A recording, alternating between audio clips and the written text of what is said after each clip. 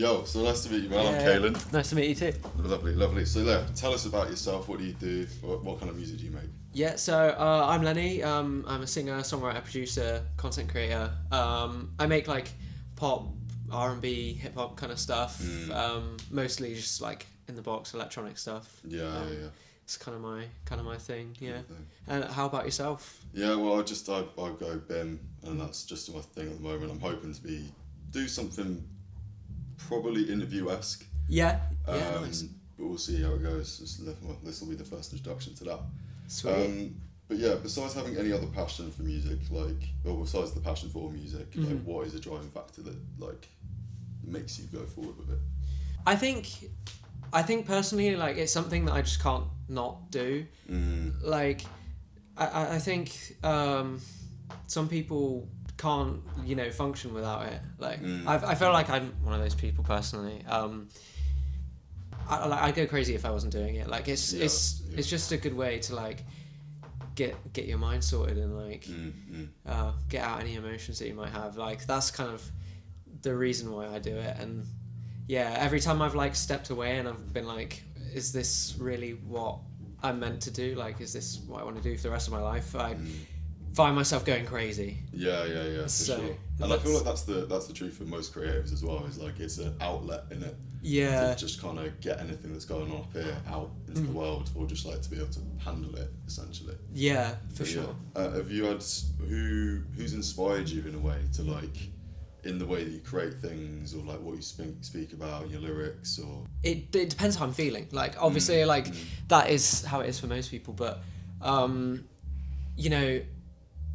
a lot of what I've been writing about recently is like social media and kind of like how life is nowadays, I guess, and like attention spans and things like that. I find that really interesting at the minute. Yeah, for sure. Sometimes I just feel frustrated. I don't know what I'm doing with life. Like it's quite a crazy industry. There's big ups, big downs, whatever. Yeah. Like. And I think the process itself is actually a good way to kind of like vent and keep yourself kind of leveled in a way, or grounded. Yeah, 100%. 100%. I just feel like it's I know you touched on like if you didn't do it you'd go mad. Yeah. And I'm guessing that's a very big motivating factor, but is what actually keeps you motivated to do it? I think when I'm finding it hard, like when I'm thinking, right, why am I doing this? Because it's like nothing's going my way. I kind of feel like stuck. I think I just try to remember why I started doing it in the first place, and like that kind of enjoyment of it. Because obviously there are times when you're like, I can't be asked. This is so stupid.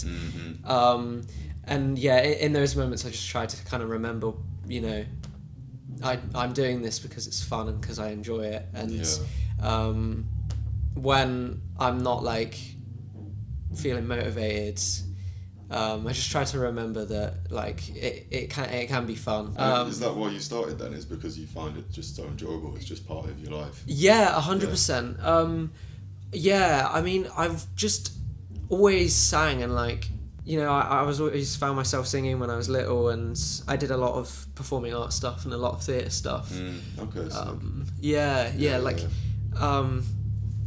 And then I got to sort of like my teenage years, I guess, and I kind of found myself wanting to talk about me as like and how I was feeling. Like I felt like playing a character all the time was getting quite draining. For sure. Because it's like you're being told how to feel and like what to feel. Doing it for like so long kind of it got draining after a while, so that's kind of why I started writing, and here we are. Here we are. I guess. I'd love to touch on that in a minute, but I've just got one question. So you've got well, not even a question. You've got a new song, "Seeing Stars," coming out now. Or it's come out. How long ago now? Yeah, it was like the end of February, so that was like my latest release. Gotcha.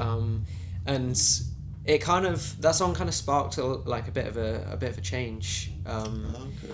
It was kind of, I was making more like hip hop stuff, and I don't know, I just kind of felt like it wasn't quite who I was as a person. Like I don't feel like I was being authentic, I guess. I don't know. It just doesn't feel like it was representing what I was feeling. So I kind of switched up, and like Seeing Stars is a bit more like pop, synth pop based stuff, and I kind of started writing that song, and it was a bit of a brainwave, and it kind of made me go like, no, this is what I should be doing. Yeah. But then I suppose a lot of the hip hop aspects have they filtered into the song? Yeah, for sure. Like a lot of the production values, I suppose, and like a lot of the kind of techniques and stuff are still there. I think I was definitely on the right lines when I was making more hip hop related stuff, but I felt like it was quite generic. Okay. Yeah, and I suppose like synth pop's kind of come back quite a lot recently, and there's a lot of it around. Don't get me wrong, but it just feels right. Yeah, for sure. And I think that's what's most important. Yeah, and especially if it feels more authentic. Yeah. You've touched on that already. That was like one of the driving factors of stopping from that field and going to the next. Yeah. But yeah, no, brilliant, man. And then just touching on your theatre stuff. Yeah. I just wanted to say, how did your skills in theatre transfer over to your music career? Has there been any layover or anything, or has it literally just been like, stop that, gone into the next thing? Oh, for sure. I think a lot of it's carried over. Yeah, for sure. Even in like ways that it didn't necessarily need to. I think because it's so like imprinted in me now. Like, I mean, I've done so many like performances now. I think I'm quite good with like stage fright and like managing nerves and things like that when I'm going on stage. I think that's really helped. I know I said about how songwriting allows me to kind of like talk about the things that I want to talk about, but I definitely still characterize it. I think because I've done it for so long, like I've always like done acting and like played characters on stage and stuff, and I think it's kind of transferred over where I like I'll like exaggerate things, maybe make it a bit more theatre kid-esque, and kind of like intensify things. Yeah. Or even like when I go on stage and I'm like performing with my own songs, I tend to kind of choreograph my whole like set, and I'm kind of like always thinking, where am I going to be stood? What am I going to be doing? Like, a lot of it's carried over, I think. Yeah. I think that's a great like quality in a performer, because you're a performer. You're meant to engage the audience with what's going on. For sure, yeah. It's it took a while to get used to, because like initially, like when I was performing my own stuff, I'd be like, what do I do? Like, what do I do on stage? I'm not being told what to do, and then I kind of figured out, well, it's up to me, I guess. So I started kind of planning out what I would do. I enjoy it. I do miss it a bit. I don't really do it as much as I used to now. But I mean, life takes over, I suppose. But what kind of like theatrical productions did you do? Like what?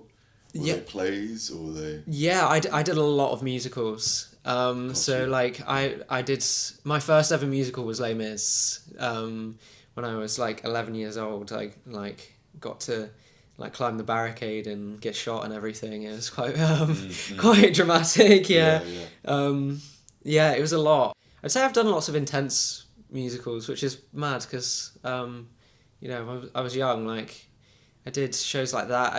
Have you heard of Sweeney Todd? Do you know what? Sweeney Todd. Yeah. I did that show when I was 12 years old. So it was a lot, but I mean, I loved it, and I do miss doing it a bit.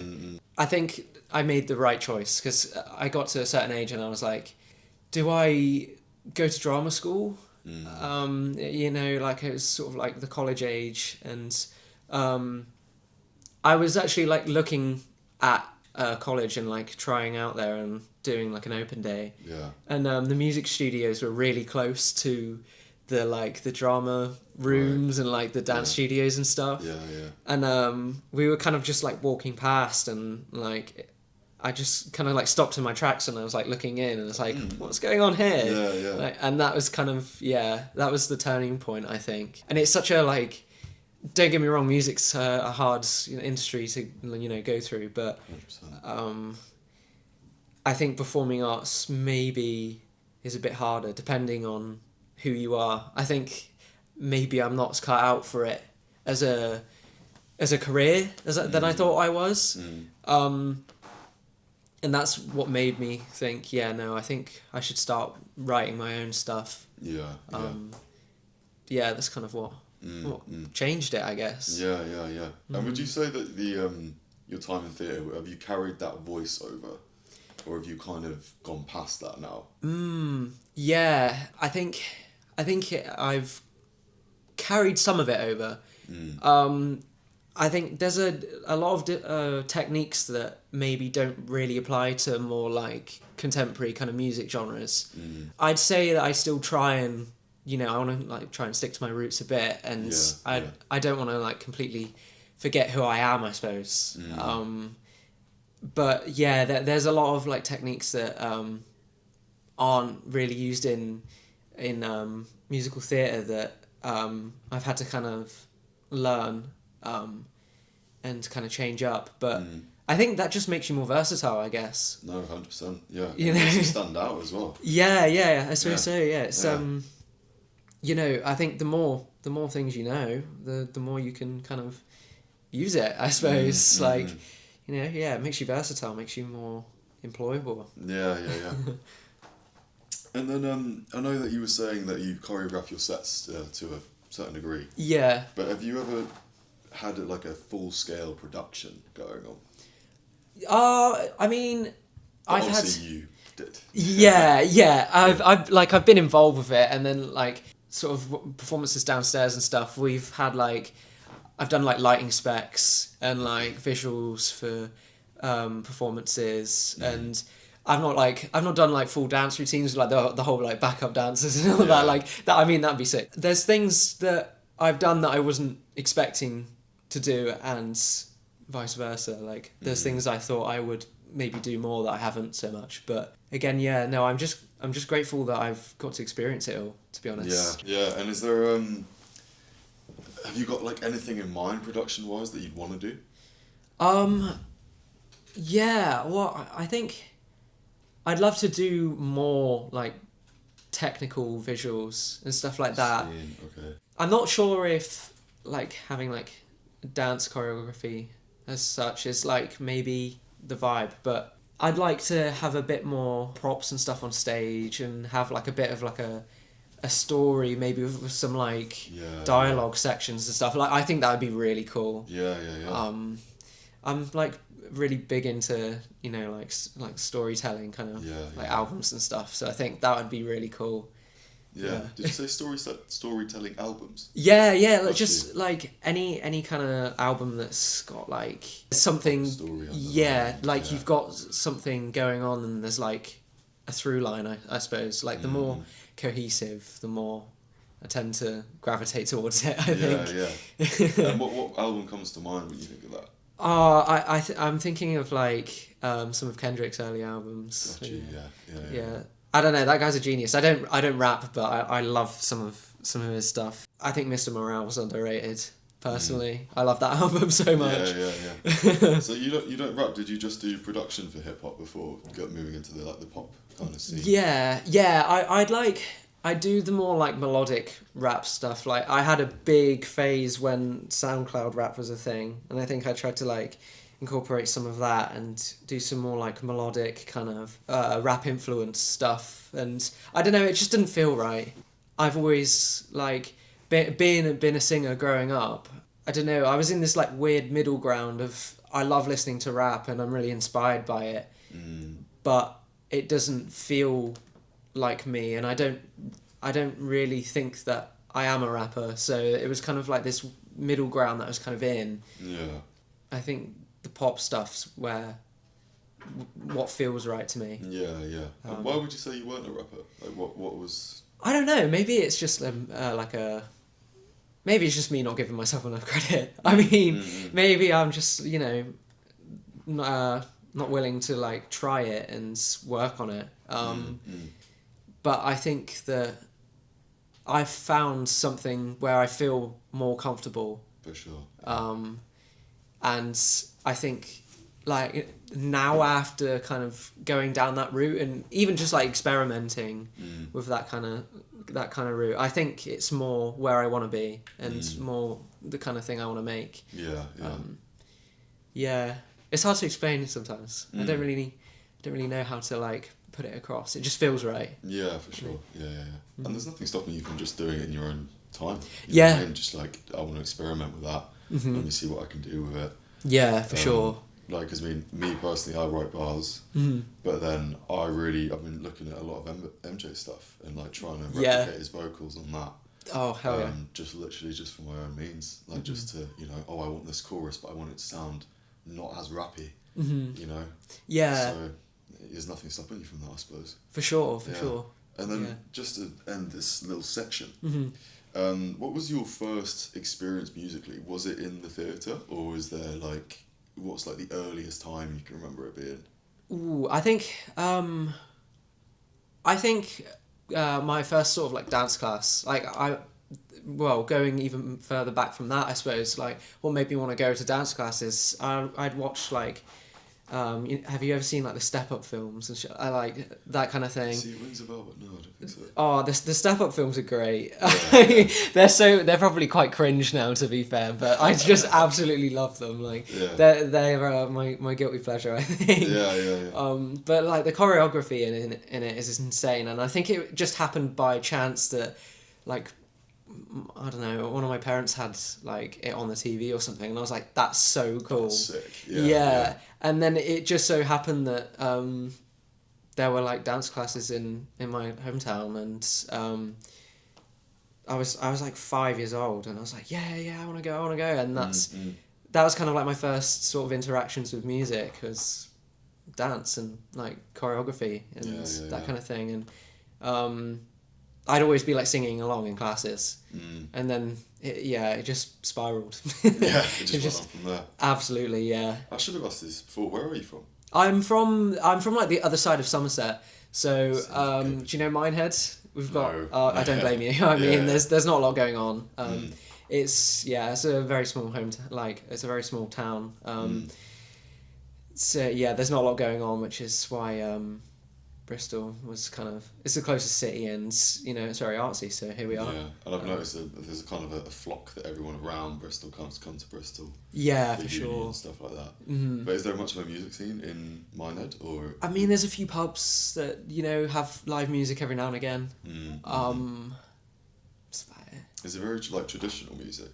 Because in Hastings, where I'm from, they've got. What are they called? They're like.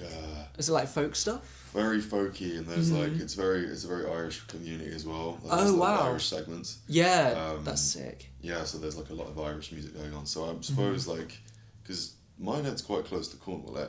Oh yeah, it's like a bit further down the coast. Yeah. Yeah. So if they got that influence, I think it's something like Morris dances. Oh yeah, we've got Morris dancers. Oh my god, yeah, we do have Morris dancers. It's a lot of I remember seeing that in like, I don't know, like one of the parades or something. Yeah. I think a lot of the like live music is like typical like 80s rock, like the classics. Gotcha. A lot of it is that. The sort of average age of like the town's like retirement age, so I guess a lot of people want to hear the stuff that they grew up with, and it is great. Like, don't get me wrong, I love stuff like that, but that's about as far as it goes. And it's just like a few pubs, and there's a few bands that kind of like circulate, and that's about it. The local legends. Yeah, exactly. Yeah. I mean, they're great. Just to move on, so this is when we go on to the hypothetical now. If you could take the talent from 3 artists, who would they be, and what would you take from them?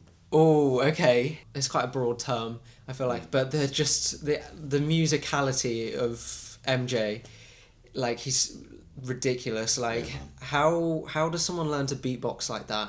Yeah. And dance and sing. Yeah. And like just the full works, like that's just insane. So I think the genius of MJ, I guess. I think voice of maybe The Weeknd. I think The Weeknd's got such a cool voice. Yeah. Yeah, he's, you can tell he's like MJ inspired, I suppose. And I think I'd love the production skills and like the keyboard playing skills of do you know Mike Dean?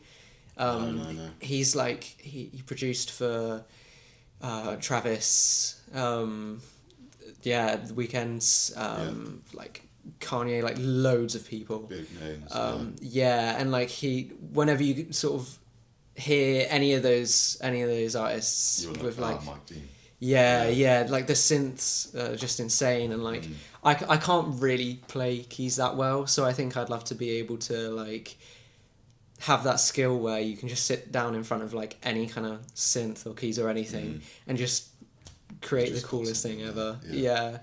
It's This great. might be a bit of a hot take from me, but I think with what you were saying about how it's the next step for The Weeknd. Yeah.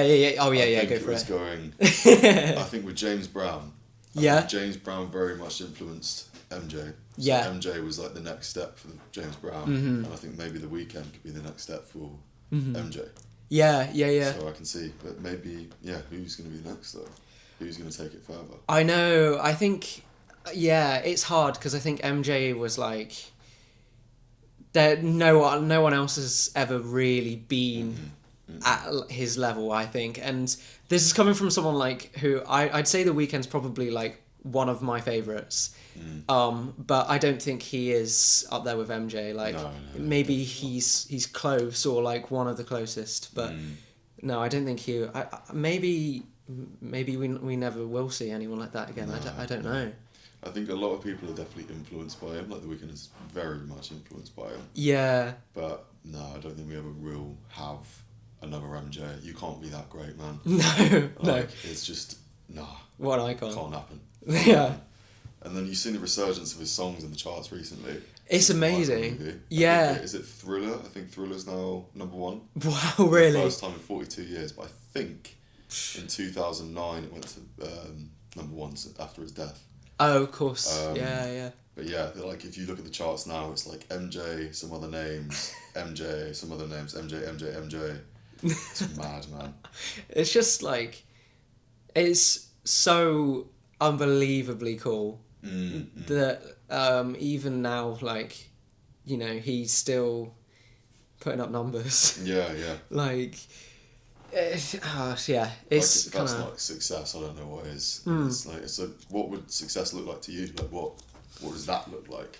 Yeah, I mean, I'd love to, you know, go do world tours and stuff like that, and you know, put up numbers on the charts and stuff. But I think as long as I can be creative and do what I do and earn enough money to be able to support myself, then like that seems like the goal to me. Like that, I think so many people get caught up and are kind of really hard on themselves because they're like, oh, this person's my age, and you know, I guess like Billie Eilish, you know, I think I'm the same age as her, and she's, you know, going on world tours and like selling out stadiums and stuff, and it's like, yeah, that is really cool, and like, don't get me wrong, I'm gonna like, you know, put the work in, and I'm gonna give it my best, but like, if that doesn't happen, as long as I can do the creative stuff and make the songs that I want to make and perform it in front of people and enjoy it, that's all I really want at the end of the day. Yeah, for sure. So like the artificial monetary success is just like a byproduct of it, really. Yeah. I mean, you know, it must be great, and like the amount of cool things you can do, and like, you know, you probably like buy your parents a house, or like, you know, or buy a mate a car or whatever. Like, that's sick. Don't get me wrong. I'd love to be able to do that. Yeah. But like, you know, I just want to make cool stuff and like not have to do anything else to support myself. Yeah. And I feel like with what you were saying about comparison, like comparing yourself to other people, yeah, I think that can be really helpful. You know, to try and motivate yourself to be like, you know, oh, they're doing better than me. Mm-hmm. I've got to do better than them then. Yeah. Oh, I've got to try and get to that level. Yeah, for sure. Yeah. For sure. It definitely puts a pep in your step, I think. Mm-hmm. Yeah, it's insane, isn't it? Like, I see people on, like, Instagram and stuff now, and there's, like, kids that are, like, absolute geniuses. They know how to play, like, every instrument, and they produce, like, the most amazing music you've ever heard. Yeah. And it's, like... Yeah, there's definitely two sides to it, but, like... Wow. Like, there's so... You can literally do anything, like, you just got to work at it, I guess, and also give yourself credit when it's due, you know what I mean? Yeah. And if you could pitch yourself in 10 years, so what does that look like to you? This isn't talking success, this is more just like, what are you doing? Like, what position are you in? Yeah. Yeah, I think I'd love to... I always have this this idea of, like, having a studio where people can, like, come in and make music, and I suppose I could be an in-house producer, but I mean, yeah, I'd just love to, have the space where I can facilitate that for other people, and I think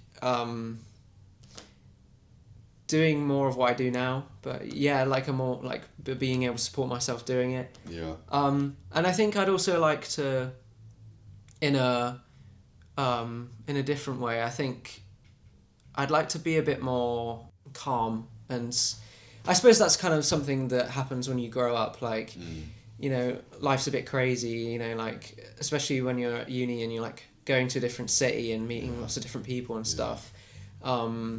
But I think I'd like to be a bit, I suppose, like, kinder to myself, and kind of be a bit more settled, and, have a bit more kind of belief in myself, I suppose.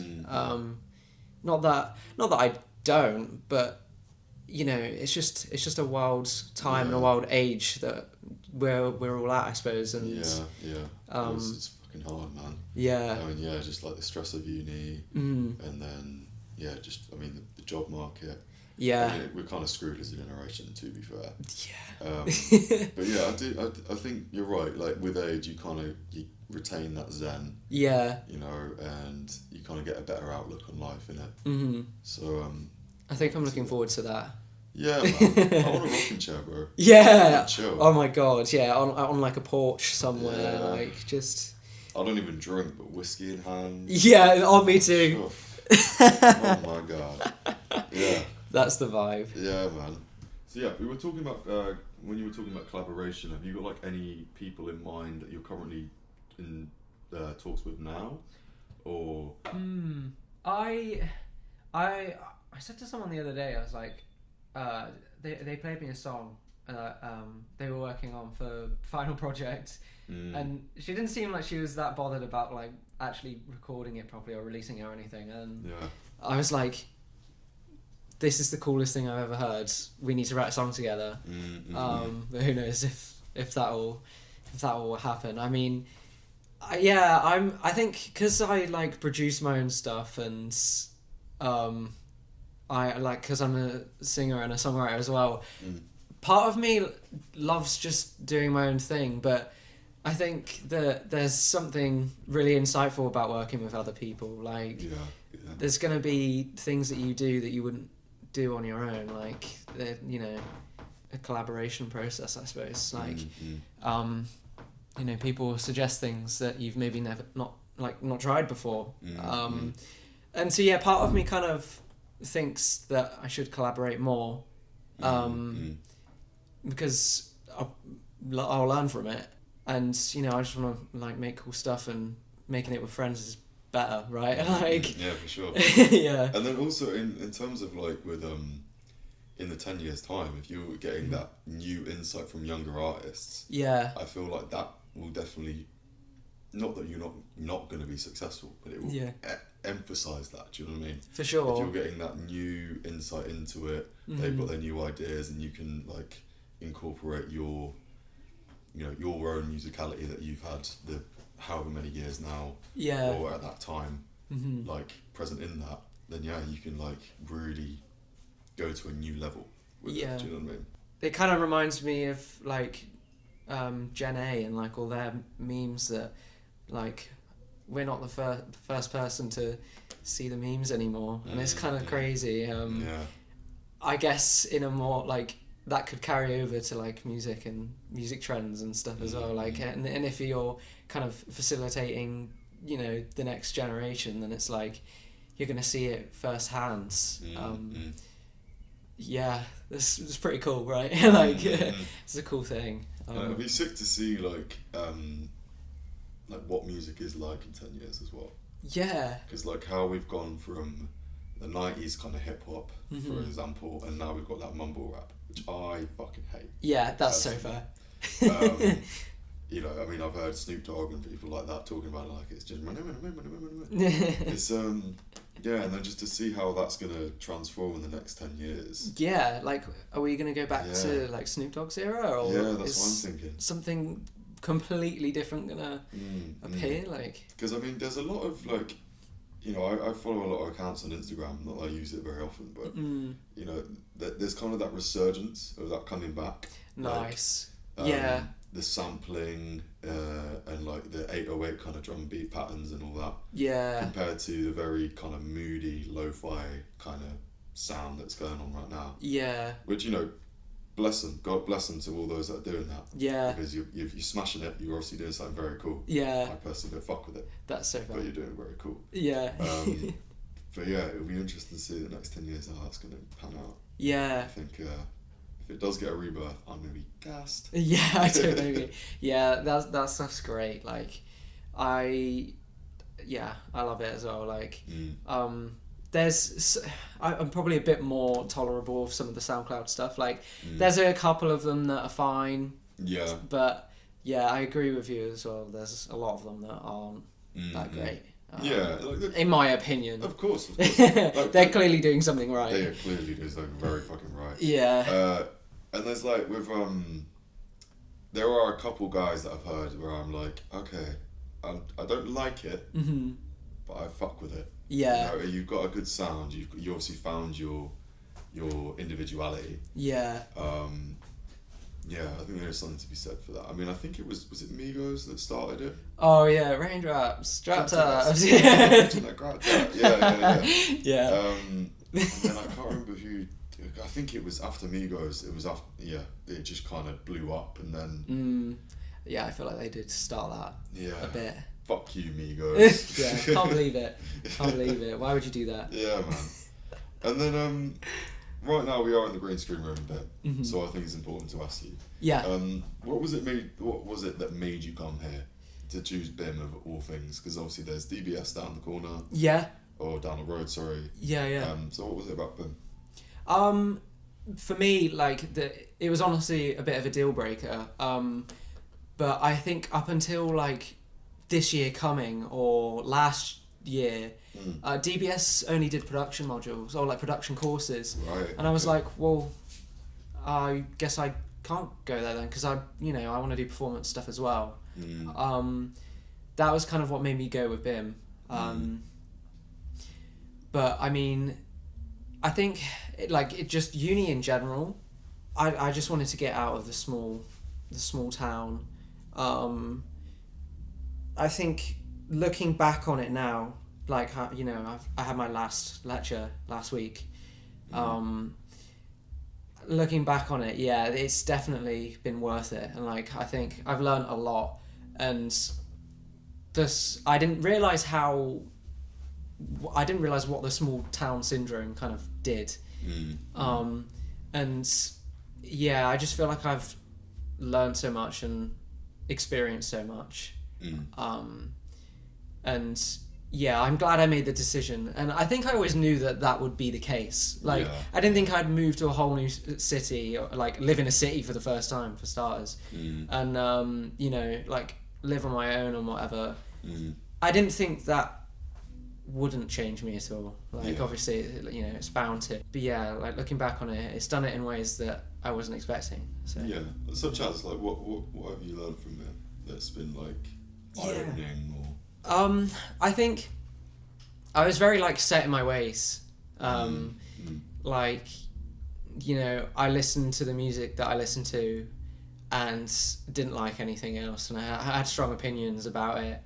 I think that I don't think I was as sociable either. Like, especially this year, I've spoken to so many people here, and I've met so many people that aren't just from the same town as I am, and like they've got so many different like perspectives, and they make completely different genres of music, and you know, when I've like worked with them on like modules beforehand and stuff, and it's just like I've just experienced so many things that like I'd never really even thought about before, right? And even like creative processes as well, like you know, there's been times where we've done like songwriting modules where lecturers have like said, oh, you know, write a song like this, and I'm like, I never fully thought about it. Like, that is you know, like that's a songwriting technique, and like I've never thought about that before. Like, I never really even thought of songwriting as, you know, something that would have techniques. I always thought of it as this, you know, big thing where people would write stuff and sometimes it was really amazing. And getting to actually like break that down and actually you know, try specific things. I think some people think that having like no rules, I guess, is like the best way to come up with the coolest thing you've ever heard. But I think rules are what make things cool. Like like the songwriting especially, because you have to think outside the box. But 3 years ago, I would have never even thought about that. I would have just been like, you know, at home being like, oh, I don't like this, but I don't know how to make it any better. And I suppose BIM's kind of giving you those tools of like, okay, these are the kind of frameworks that you can base stuff around, or this is like something you can take into mind or take into account, or sure. It's just kind of made me actually think about what I'm doing. You know, there's so much there's so much depth to it all. And when you're starting out, I guess it's like you don't necessarily think about that. You just think of it as like, well, I suppose you do, but you don't get into the nitty gritty as much. And I suppose that's kind of, you know, part of the learning process. But I just feel like BIM's accelerated that like crazy. Oh, that's fucking sick, man. So any of the expectations that you had like prior to coming here, do you think those have been met since coming here? I think so. Because I knew I'd learn about things that I'd never heard of or like, you know, thought about before. And I knew I'd get to, you know, perform and work on my vocals, you know, like there's so many things that I was hoping I'd get out of it that I have.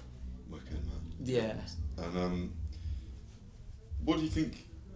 I know you've spoken very highly of it. Is there anything negative that you think could be, not even negative, something that could be better, that could have helped you a bit more than it already has? I think I suppose it's kind of a thing with uni as a whole. Like, I think that we pay so much money and we don't necessarily get a lot of time with, like, in lectures and with lecturers. I suppose we're lucky because we can like book in to see people all the time and stuff. But I think that, you know, it's a lot of money for not as many contact hours, and I know I fully understand the whole argument of, you know, you were trying to make you what's the word? You're trying to get people prepared for the real world where they have to do things for themselves. I fully understand that, but I think that sometimes maybe like the contact hours are a bit too brief and you can't like quite cover what you need to. I mean, it would be nice to have like that. I mean, I know we can, but to book tutorials. Yeah. I mean, I've never had the success of doing that. Every time I try to book one, they never come in. They get booked up. Yeah, Yeah. that's another thing actually. Yeah, it's hard to get anything. Yeah. I mean, I think it would be nice if we just had maybe even just like some kind of like another group thing. Like maybe it's like a drop-in session of just like speaking to your lecturer, opposed to like booking a tutorial where it's literally just them in the room. What are your questions? Yeah. 100%. Yeah. But I think that is true about a lot of unis. One thing I'd like to add is we need a lecture hall, man. Yeah. Do you know what I mean? Yeah, we've just got like rooms. Yeah, and I hate not having a desk because like it's like, oh, I want to take notes, or like, oh, you can use this session to just do some work, and then it's like I've just got my laptop on my lap and I'm like sat in a. And I've got that really uncomfortable padded thing on my lap that I'm trying to do stuff on, but it's too small. Or whatever. Yeah. No, let's end this to it, man. Let's talk biscuits. Oh yeah. Let's talk biscuits. We're in the nitty gritty now. So, out of all these, what's your favourite? Oh wow. I think Oreos are definitely a close second, but I think I'd have to give it to Jammy Dodgers. Impeccable choice, my young man. Thank you. Impeccable. Thank you. Probably older than me, actually. So yeah, take your pick, man. I think you're going to go for the Jammy Dodger. 100%. But why didn't you choose the Hobnob? It's a solid choice, right? Like, you can't go wrong with it, but there's more interesting things out there. For sure. I think. For sure. Yeah. Let's get close up on that. Yeah, I can't be missing that. Jammy Dodger, mate. Absolutely. Yeah, I mean, fucking hell. A Hobnob and a cup of tea, though. If only we had a cup of tea. If only we had a cup of tea. If you know what I mean. What happened with the cup of tea? Notes for next time. Yeah, exactly. Notes for next time. Notes for next time. Well, health and safety. Health and safety. Oh yeah. Don't want to spill tea on the bloody beautiful green. Trip hazard. Yeah, trip hazard. Don't want to trip over the cables. He says there's a billion cables behind him. But plastic is blown through the floor. Yeah. So brilliant. Lovely talking to you, mate. Yeah, and to you as well. This is Lennie Stanford, so if you want to plug your socials real quick, man. Yeah, Lennie Stanford's Lennie IE. And yeah, on all socials, I'll come up either way. Some's underscored, some aren't. So there you go. Yeah. And check out his new song Seeing Stars on Spotify and SoundCloud. And yeah, we'll see you next time. Peace.